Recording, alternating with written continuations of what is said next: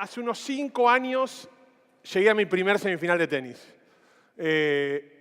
Era la primera vez que llegaba a un torneo, una semifinal. Juego al tenis como juega cada uno de ustedes un deporte, lo practico en forma amateur. Y en esta oportunidad le había pedido a mi mujer que me acompañe. Como era mi primer semifinal, le dije, vení, acompañame. Mi mujer es fotógrafa. Entonces le dije, vení, filmá, saca fotos y que nos quede para nuestro futuro, para ver con mis hijos, ¿no? Me acuerdo que el torneo emulaba el ATP, el torneo se llamaba el Abierto de Miami. Se jugaba en barracas y debajo de la autopista, con lo cual... Pero yo estaba orgulloso que era mi primer torneo y se llamaba el Abierto de Miami, ¿no? Juego el torneo, ¿no? El rival que jugaba contra mí era bastante bueno. Me esforcé mucho para ese partido y gano el partido, ¿no? Como cualquiera hace cuando termina un partido, saludo al rival, ¿no? Y no sé qué les pasa a ustedes cuando juegan al tenis o cuando hacen algún deporte, pero a mí lo que me pasa es que siento que convivo con los jugadores que veo en la televisión, ¿no? Cuando yo le pego a la pelota, tengo en la cabeza a Federer, Del Potro, Nadal. No soy ninguno de ellos, si no estaría hoy en Roland Garros y estoy acá. Pero en definitiva eso es lo que me pasa cuando juego al tenis, ¿no? Tengo la sensación de hacer los golpes que hacen estos muchachos en estos torneos, ¿no? Bueno, lo cierto es que gano el partido y voy a mi palco, que en realidad era mi mujer, la única que estaba viendo el partido, digamos. Y le digo, mi amor, ¿qué te pareció el partido? ¿Cómo lo viste? Y me dijo una frase que todavía la tengo dando vueltas en mi cabeza después de 5 años.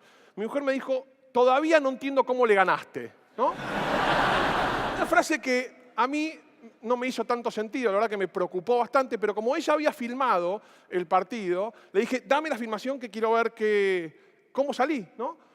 Cuando vi esa filmación empezó mi día más triste a nivel deportivo personal. O sea, lo que veía en la pantalla parecía más un jubilado jugando pelota paleta en un club de barrio que a un semifinalista de un torneo, ¿no? O a mí mismo, ¿no? Fue tal el impacto que no lo podía creer. Y en ese momento me acordé que tenía un profesor de tenis que me daba clases cuando yo estaba jugando en esa época, se llamaba Maxi. Maxi siempre me decía, Mariano, flaco, vos no te agachás cuando le pegas a la pelota, no flexionás las rodillas, no cambiás la empuñadura. Y un montón de otros tecnicismos del tenis que como yo estaba bastante poco creyente de eso que me decía, porque yo me veía como los jugadores, no lo tomaba en cuenta. Es más, en algún momento hasta pensé en cambiar el profesor, porque decía, no me sirve, yo necesito algo más desafiante, esto es poco para mí, ¿no? Algunos se deben reír por la empatía que les genera esto que nos ha pasado a todos alguna vez. Ahora, lo cierto es que él tenía razón. Yo estaba pagando clases a un profesor por algo que no estaba haciendo, porque no estaba dispuesto a hacer lo que me decía porque sentía que yo lo estaba haciendo bien. Ahora, yo digo, en algún momento pensé, y esto me moví en otro dominio de mi vida, y empezó a pasar lo mismo. Es decir, yo decía, esto no me pasa solo en el tenis. Esta brecha que hay entre lo que yo siento que soy y lo que la gente me ve, ¿no? Me pasa en mi vida personal, en la profesional, pido cosas en el trabajo, me dan otras. Yo digo, ¿cómo puede ser si te lo dije 20 veces? Y lo cierto es que al final esa brecha sigue existiendo, pero sobre todo porque hay una falta de autoconciencia, ¿no? Y esa autoconciencia es la que a veces no nos deja aprender, ¿no? Es un obstáculo, porque si uno cree que está para un lugar, no está dispuesto a escuchar como a mí pasaba en el tenis. Entonces la pregunta del millón es, ¿cómo hacemos para mejorar nuestra autoconciencia y en todo caso estar más preparados para aprender, ¿no? Hay un concepto que a mí me gusta mucho, que se llama reflexión en la acción. Es de un autor que se llama Donald Schoen, quizás lo hayan escuchado alguna vez, escribió varios libros sobre el tema de aprendizaje, sobre todo es un profesor de Harvard, ¿no? Y él dice, se los leo, dice, la reflexión es un proceso cognitivo que permite ajustar a partir del ensayo y error e incrementar nuestra conciencia de aprendizaje a partir de preguntas abiertas, ¿no? En definitiva, uno dice, la reflexión es algo que hacemos todos los días, ¿no? Ahora, pero lo hacemos ex post. Este autor dice, la reflexión es en la acción, es decir, es tratar de estar más atento a las cosas que nos pasan para poder visualizar y anticiparse a tener una mejor autoconciencia. Y eso se hace de distintas maneras. Uno puede hacer preguntas, hacerse preguntas a uno mismo incluso. Es decir, che, ¿cómo habré estado? Yo podría esperar el break y preguntar a alguno de ustedes cómo me vieron. Eso aumenta mi autoconciencia. O yo estar más atento a las caras que me van poniendo mientras yo voy contando la historia, ¿no? Y eso genera una mayor autoconciencia. Ese es el primer tema que quería traer hoy, que es cómo mejoramos nuestra capacidad para vernos a nosotros mismos, porque es imposible tener una cámara que nos filme como a mí me pasó en el tenis, ¿no? Tenemos que buscar otra alternativa. El segundo concepto, traje 4, este es el segundo, arranca con una anécdota también. Y es de mi familia cuando era chico. De hecho, hoy están por ahí. Hoy los traje a mis viejos para que vean. Así que no escuchen esta parte, por favor. Pero cuando era chico, me acuerdo que en mi casa era muy habitual salir a comer los domingos afuera. Era como una fija, ¿no? Los domingos al mediodía se salía a almorzar, ¿no? Y me acuerdo que yo debía tener 8 años, mi hermana 10, una familia tipo de 4. Mi papá salía con el auto, mi mamá estaba al lado, nosotros dos atrás. Y mi papá se daba vuelta siempre y preguntaba, chicos, ¿dónde quieren ir a comer? ¿No? Una pregunta abierta. Mi hermana y yo nos mirábamos y siempre elegíamos un lugar donde se coma rápido, ¿no? Porque la sensación era que no nos gustaba estar haciendo sobremesa. Éramos chiquitos, nos aburríamos, entonces de repente podíamos decir, vamos a Pipo. Pipo, para los que no saben, un restaurante en el centro de pastas que en 2 minutos viene el plato, en 3 minutos comiste y ya te fuiste, ¿no? Eso era lo que a nosotros nos gustaba, ¿no? Entonces mi papá empezaba a manejar, nosotros con mi hermana la dinámica habitual era pelearnos porque no sabíamos hacer otra cosa ahí atrás, nos aburríamos, mis papás conversaban y en un momento llegábamos al lugar, ¿no? Y cuando llegamos al lugar, nosotros ya teníamos una edad grande, 10, 8 años, ya más o menos sabíamos dónde estábamos. Y de repente yo digo, está el río acá, ¿no? Entonces le digo a mi papá, ¿dónde vinimos? Y la respuesta de mi papá eran algo así, ¿no? Me decía, por ejemplo, oh, hijo, el centro hoy es un quilombo, ¿no? Pipo va a estar lleno de gente, vinimos acá, a los años locos en la costanera, la vamos a pasar mejor. Yo decía, bueno, está bien. Nos sentábamos a comer y mi papá volvía a preguntarnos, ¿no? Decía, hijitos, ¿qué quieren comer? Yo la miraba a mi hermana y, bueno, le respondía, no sé, pastas, lo que queríamos comer allá en Pipo, o sea, acá, ¿no? Y la respuesta de mi papá era algo así como, acá las pastas no son buenas. Mejor pedir un bifecito. Llamaba al mozo y le decía, mozo, traiga un bife de chorizo abierto mariposa bien cocido para mis hijos. Yo decía, miraba a mi hermana y le preguntaba, ¿para qué nos pregunta papá? ¿No? Es decir, ¿por qué nos pregunta? Si al final hace lo que quiere, ¿no? Y eso que me quedó dando vueltas en mi educación primaria, ¿no? Lo relaciono con un concepto que trae Rafael Echeverría. No sé si lo escucharon alguna vez, un filósofo chileno, desarrolló el coaching ontológico, la ontología del lenguaje, y él dice en un momento que hay modalidades de habla o enfoques de conversación. Dice, hay personas que tienen un enfoque único para conversar, y el enfoque único básicamente tiene por objetivo lograr que el otro se lleve su punto de vista, es decir, imponer una idea, y hay gente que tiene un enfoque múltiple, que de alguna manera es legitimar las diferencias de las percepciones de las personas, es decir, básicamente es construir a partir de lo que los otros nos van diciendo, ¿no? Dicho de otro modo, o más básico, el enfoque único habla para que el mundo lo escuche, ¿sí? Y el enfoque múltiple habla para escuchar al mundo, ¿no? Bien distinto, ¿no? Y a mí me parece interesante siempre tener claro y distinguir, y eso yo creo que quizás mi papá y cualquiera de nosotros nos cuesta hacer, es decir, ¿de qué lado estoy? Supongo que mi papá cuando hacía la pregunta tenía ganas de tener enfoque múltiple, pero lo cierto que era único, porque directamente la respuesta la daba él, ¿no? Entonces yo digo, en la conciencia, qué importante primero distinguir estos dos enfoques y saber cuando hablamos de qué lado hablamos, ¿no? Yo creería que la mayoría de los seres humanos estamos mucho más acostumbrados y desarrollamos mucho más el enfoque único, que es el enfoque donde nosotros le contamos al mundo. Pero la mala noticia es que ese enfoque tiene una relación inversa con el aprendizaje. Es decir, cuanto más estamos habituados a querer decirle al mundo lo que nosotros pensamos, menos tiempo tenemos para escuchar al mundo lo que nosotros nos dicen. Por lo tanto, hay menos capacidad para escuchar, menos capacidad para aprender, ¿no? Y yo creo que el desafío es tratar de moverse a un enfoque más incómodo para muchos de nosotros, que es empezar a hablar desde un enfoque múltiple que nos permita escuchar un poco más a los demás y aprender. Y sobre todo ser consciente de qué lado estamos. Cuando abro la boca, es decir, ¿para qué la abrí? ¿La abrí para escuchar al mundo o para que el mundo me escuche a mí? Y eso yo creo que tiene un gran avance en nuestra conciencia y en nuestra construcción del vínculo con otros. En este tercer tema, pasando al tercer tema, quiero arrancar con unas frases, ¿no? La frase primera que les quiero contar dice lo siguiente: no le hagas al otro lo que no te gusta que te hagan a ti, y trata al otro como te gustaría que te traten a ti. Frases que imagino que cada uno de ustedes conoce, ¿no?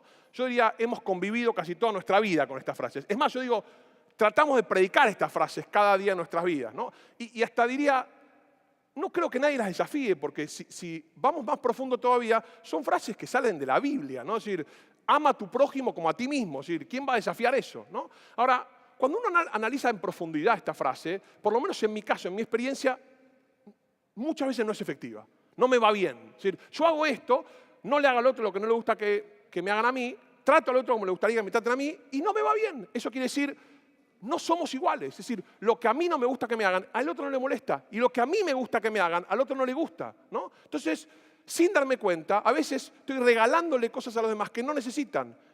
Ni siquiera que no necesitan, que no quieren, que les molesta, que los daña, ¿no? Yo digo, qué complicado vivir con esta frase, cuando en realidad uno, cuando hace regalos, para decir de una forma metafórica, lo hace porque quiere al otro. Pero lo cierto es que nos engañamos sin darnos cuenta nosotros mismos, por eso digo la inconsciencia, que es, al final regalo un regalo que tiene más que ver conmigo que con el otro, ¿no? Y fíjense esta segunda frase, que tiene como un 3.1, ¿no? Es la nueva versión. Y dice, no le hagas al otro lo que no le gusta que le hagan, ¿no? O trata al otro como le gustaría que lo traten a él, ¿sí? Parecen igual las frases, pero tienen un abismo de diferencia, ¿no? Las primeras frases están focalizadas en uno, es decir, la luz me ilumina a mí. Es decir, y es más, yo diría, son frases gratis, o sea, el comportamiento tiene que ver con a mí se me ocurre y lo hago. Mientras que la frase 2, por un lado, sin duda, la luz no me ilumina a mí, lo ilumina al otro, pero para que lo ilumine al otro yo tengo que invertir tiempo, no es gratis. Es decir, tengo que haber pasado tiempo para ver qué necesita el otro, quién es el otro, algo parecido a lo que hablaba Tomás en temas de la negociación. Es decir, tengo que saber de qué estoy hablando, con quién estoy hablando, ¿no? Y esto me parece un tema importante, identificar con quién hablo para poder ayudar a mejorar la efectividad en la relación. De hecho, uno podría relacionar esto con los regalos, ¿no? Es decir, un ejemplo bien práctico. Cuando alguien cumple años, ¿no? Y uno le regala algo, ¿no? A mí pasa muchas veces que compro un regalo, me gustan mucho los libros de management. En la plaza suelo leer libros de management, es lo que para mí disfruto. Entonces viene un cumpleaños de un amigo mío, algunos están hoy acá, y digo, toma, te regalo este libro. Se lo regalo orgulloso. El otro me mira como diciendo, está bien, gracias, ¿no? Pero no es el efecto que yo creo que podría tener con ese regalo. Mientras que hay otros, o yo en otros casos, que cuando regalan algo, primero le preguntan a la mujer, a los padres, a los amigos, qué necesitan, y después van a buscar exactamente eso que él necesita. Ese impacto de ese regalo es totalmente distinto al regalo que hice yo. ¿Están de acuerdo o no? Entonces, esto requiere mucho trabajo, no es gratis, por eso digo. Es decir, para poder hacer eso, primero tengo que tener conciencia de que ¿para quién es el regalo? Si es para mí o para el otro. Si es para el otro, tendré que laburar. Laburar implica invertir tiempo en conocer quién es la persona para darle lo que necesita, ¿no? Y ahí voy con una anécdota también personal que ilustra un poco esto que estoy diciendo. Claramente la segunda frase es una frase empática, ¿no? Es decir, cuando hablamos de empatía hablamos de esto. Hace unos años hice un curso en el exterior, en Estados Unidos, más precisamente en Nueva York, y tuve una semana haciendo un curso y me hice amigo de una persona japonesa, ¿no? Me invitó a su casa que vivía en Nueva York, me invitó a comer, entonces al año siguiente me llama y me dice, Mariano, voy a ir a la Argentina, ¿no? Yo digo, bueno, ok, no hay problema, venite a casa. Así, venite a casa y le digo, venía con la mujer, venite a casa, le digo a mi mujer que cocine algo. Entonces la agarro a mi mujer, que de hecho está por ahí también hoy, y le digo, amor, viene una pareja japoneses que conocí en un curso, que me invitaron en su casa, hay que cocinar algo. Sushi es difícil, le dije, no sé, arroz con pollo. Me parecía que el arroz con pollo iba a ir bien. Fuimos con el arroz con pollo, ¿no? Entonces empezó la cena y en un momento, estamos cenando, estaban mis hijos, en ese momento eran más chiquitos, debían tener Santiago 5 y Simón 2 años, y de repente el japonés se larga un eructo que no se imaginan. O sea, eructa en el medio de la mesa. Yo digo, ¿cómo puede ser? Claro, yo me quedé como atónito y mi hijo más grande me empieza a hacer como, ¡hey! ¿Quién le va a decir a este tipo lo que hizo, no? Porque, claro, ahí se debe imaginar lo que pasa en las casas, ¿no? De familia, que es, no está bien. Entonces hay alguien que baja línea, uno u otro. Entonces estaba esperando que alguien le diga, no, eso no está bien, no lo hagas más. Pero a nosotros nos da vergüenza, no hicimos nada, ¿no? Lo dejamos pasar, pero evidentemente esta persona se dio cuenta de lo que estaba pasando y en un momento vuelve a la conversación y dice, che, Mariano, cuando eructé, quiero contarte que yo lo hice para honrar la invitación, es una cultura oriental, agradecer el cumplido a partir de un eructo, o sea, es como de cortesía. Por un lado dije, qué ignorante, y por otro dije, qué regalito nos hiciste a esta familia, ¿no? Es decir, me parecía como que no tenía sentido ese regalo, ¿no? Y vuelvo a esta frase, digo, qué importante, incluso con la limitación de la cultura, es decir, qué importante entender a dónde voy para darle algo que el otro también va a valorar, porque para mí el eructo no es nada gracioso, no me pareció un regalo. La explicación lo remendó, pero hasta cierto punto, porque la incomodidad en la casa estuvo en ese momento. Entonces digo, qué importante ver esto.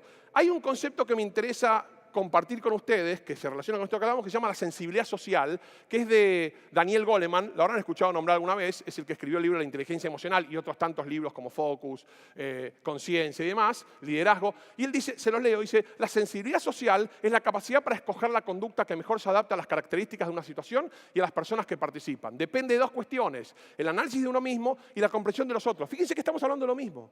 Cuanto más nos asemejemos a las frases 2, más sensibilidad social vamos a tener. Es decir, practicar salir de esa inconsciencia de creer que tenemos que regalar lo que a nosotros nos gusta, nos va a ayudar a desarrollar la sensibilidad social. Y la buena noticia es que esto es un músculo. Es decir, no es que alguien nació con empatía o con sensibilidad social. Es algo que se practica.